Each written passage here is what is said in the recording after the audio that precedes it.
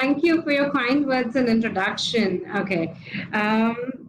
More or less, most of what I had to say has been said. So let's add some new dimension to what energy storage can bring to the C&I customers. And some points from the previous panelists that I'd like to take here. First, everybody has said that the prices of the batteries are falling. Yes, and I think that we may reach the mark of $80 a little earlier than the predicted, because even right now the prices are very sharply falling, and we can achieve that much faster. So that's a good news for the CNIs.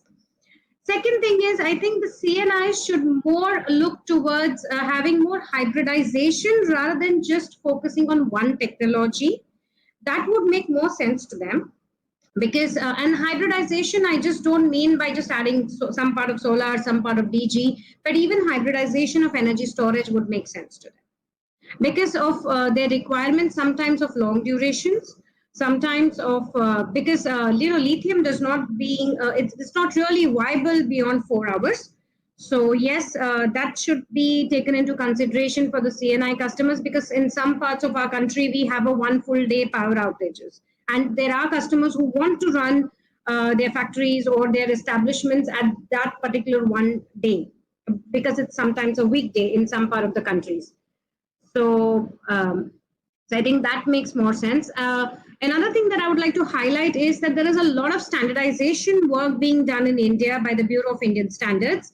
A BMS standard has been recently published by the BIS, wherein this is for the grid scale, grid interactive energy storage system. So all the CNIs who are listening to this, when you are floating your tenders or whenever you are trying to get something, please make sure that it abides to the new standards of safety, and in terms of the BMS and in terms of the capacity of the equipment that you would be hiring for this kind of thing.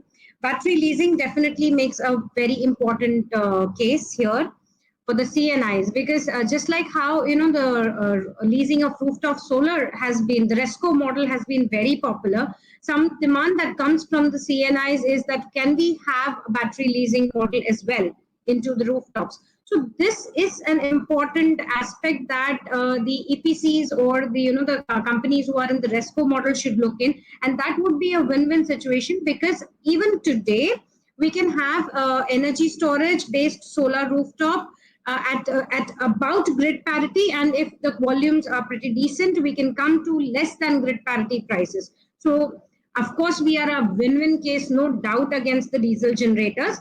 But then I can see Vinayji smiling from over there on the screen. But then yes, definitely we can make a very good case for the large CNIs in terms of the storage capacity is decent enough for a RESCO model there. When it comes to a smaller CNI or the residential rooftops, it makes a very good case to be there, because as our friend Umakant Shendeji also showed the 900 megawatt of disaster that happened in Mumbai, and that is a very good beginning to show that energy storage makes sense, not just in terms of financial viability, but also in terms of reliability, which is an underlining requirement today of all the businesses. If we do not have reliable power, you and I today cannot have this conference here.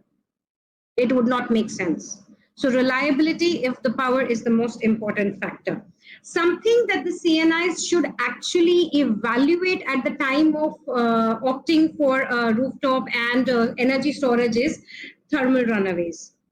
Most of the system, they say, are containerized with the HVAC systems and they will sustain the higher temperatures, but India is very unique.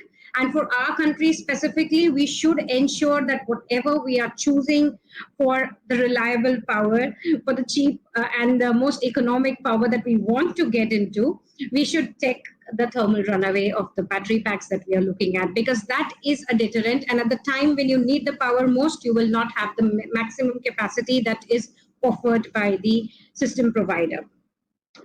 Another aspect that I'd like to highlight is the smartness of the storage. One of the co-panelists did say that we are far from the smart grids, but we are not far from the smart storages. We have very smart software controlled, of course, but intelligent storage systems which can actually do a lot of important things like peak shaving, frequency regulation. These are the normal ones. But at the time, you can also do trading if your storage is intelligent, if your EMS is intelligent, if your ESS is intelligent, you can actually do a trading at the peak tariff time, and you can actually earn out of your storage. So V2G, V2G is vehicle to grid, but at the same time, you can have storage to grid also as one of the most important options, and C&I can benefit from that. In the interest of time, I would hand it back to Tobias Winterji, and thank you for this opportunity.